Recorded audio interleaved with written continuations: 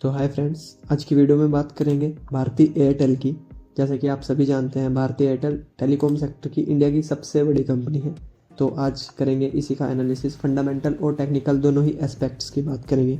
तो सबसे पहले कंपनी के बारे में थोड़ी जानकारी ले लेते हैं। जो कंपनी है वो इंडिया के साथ साथ वर्ल्ड में एक लीडिंग प्रोवाइडर है टेलीकम्युनिकेशन सर्विसेज का।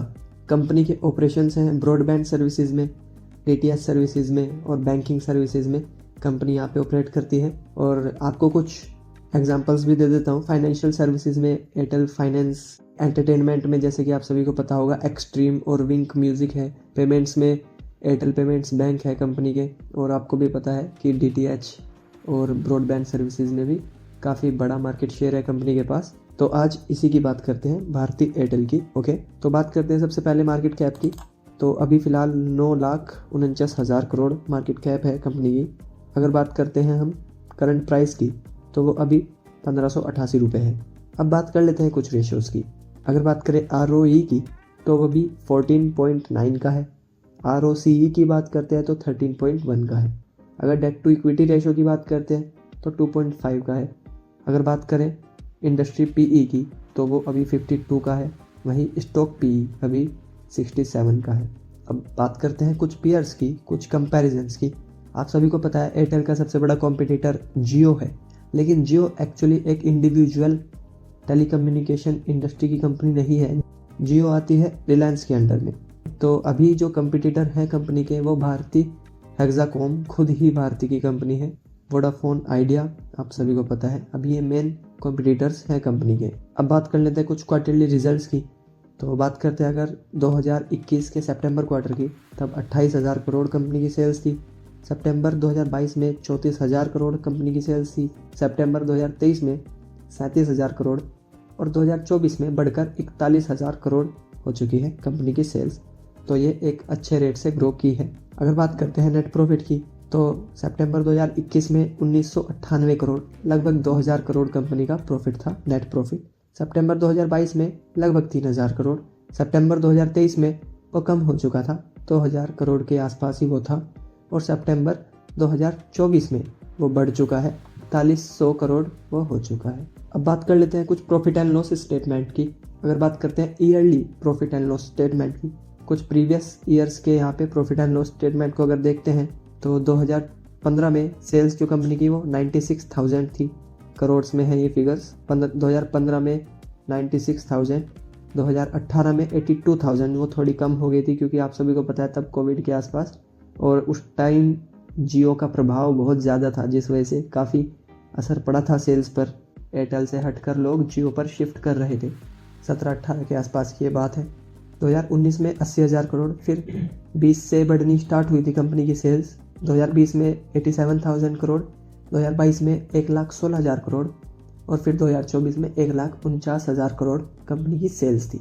अब अगर नेट प्रॉफिट की बात करते हैं, तो 2016 में नेट प्रॉफिट कंपनी का 6,800 करोड़, 2019 में 1,600 करोड़, जो कि बहुत ज़्यादा कम हो गया था उस वक्त, और कोविड के समय में भी फिर लॉस में चली गई थी कंपनी।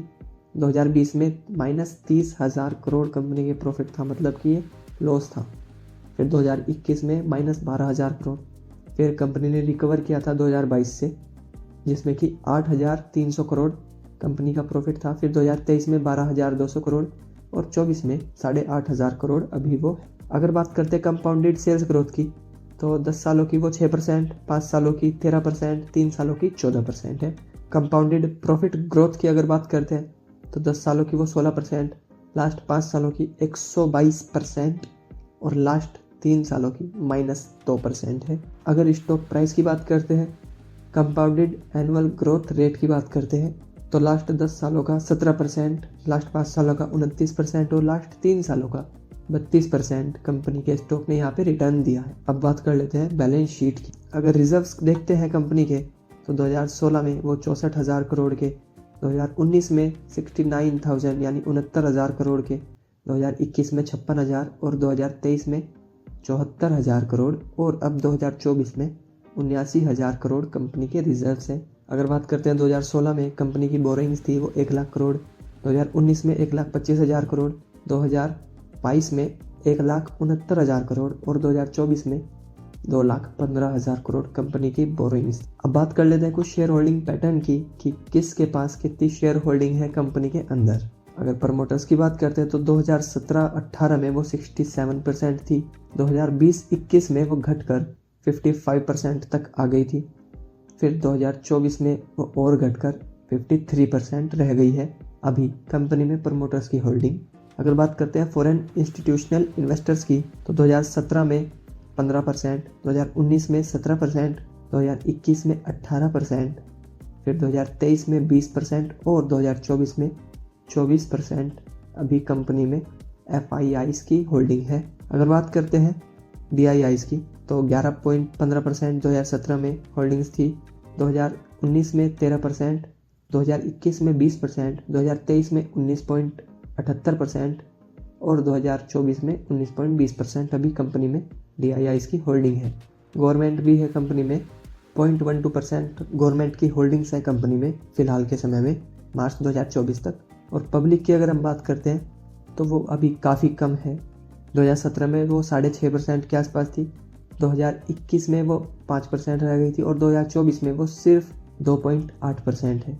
तो अब बात कर लेते हैं कुछ टेक्निकल एनालिसिस की। अगर हम देखते हैं तो पिछले एक साल में कंपनी ने काफ़ी अच्छा रिटर्न यहाँ पर दिया है। जैसे कि अगर हम बात करते हैं 2024 के स्टार्टिंग से, तो 2024 के स्टार्टिंग में कंपनी का जो स्टॉक प्राइस था लगभग 1,000 रुपये के आसपास था और जो कि 2024 के एंड होने तक यहाँ पर आ चुका है, जो कि 1,600 रुपये तक आ चुका है, यानी नियरली 60% कंपनी का रिटर्न है 2024 में। उससे पहले कंपनी का स्टॉक प्राइस अभी 1,750 रुपये टच करके आया था। कंपनी का जो लास्ट हाई है वो अभी यहाँ पे हम देख सकते हैं 1,750 रुपये के आसपास था और जो अभी करंट प्राइस है कंपनी का वो 1,587 रुपये के आसपास है। तो जैसे कि आप सभी को पता है कंपनी का जो स्टॉक है वो रेगुलरली काफ़ी अच्छे रिटर्न्स दे रहा है, अब ट्रेंड में ही है बहुत समय से। अगर हम एक लेवल की बात करें तो जो 1,750 के आसपास अभी एक रेजिस्टेंस लेवल कंपनी ने बनाया है, कंपनी के स्टॉक ने, वो सितंबर 2024 में बनाया था। फिर अक्टूबर के मिड में भी स्टॉक ने ये एक बार ये लेवल टच किया था, फिर उसके बाद से स्टॉक ने ये लेवल टच नहीं किया है। तो अगर ये लेवल एक बार यहाँ पे अभी अगर ब्रेक होता है तो एक मूव अच्छी देखने को मिल सकती है, लेकिन उसमें अभी स्टॉक को अगर एनालाइज करके देखें तो अभी उसमें लग रहा है कि थोड़ा टाइम लगेगा। अगर एक सपोर्ट की बात करते हैं तो वो अभी यहाँ पर 1,500 रुपये के आसपास एक सपोर्ट लेवल है कंपनी के स्टॉक प्राइस का। अगर आप चाहे कोई भी ट्रेड लेना तो ले सकते हैं, लेकिन अपना एनालिसिस ज़रूर कर लीजिएगा। ओके, ये कोई रिकमेंडेशन नहीं है, प्लीज़ आप एक अपनी रिसर्च एनालिसिस ज़रूर कीजिएगा। तो ये 1,500 का लेवल एक अच्छा लेवल है यहाँ पे एंट्री करने के लिए। इसी के आसपास अभी 200 EMA भी चल रहा है, तो अगर आप एंट्री करना चाहते हैं तो प्लीज़ अपनी एक रिसर्च कीजिएगा, अपने फाइनेंशियल एडवाइज़र की ज़रूर सलाह लीजिएगा। तो यही था कंपनी का stock analysis. I hope video आपको पसंद आई होगी। Thank you for watching this video. Have a great day.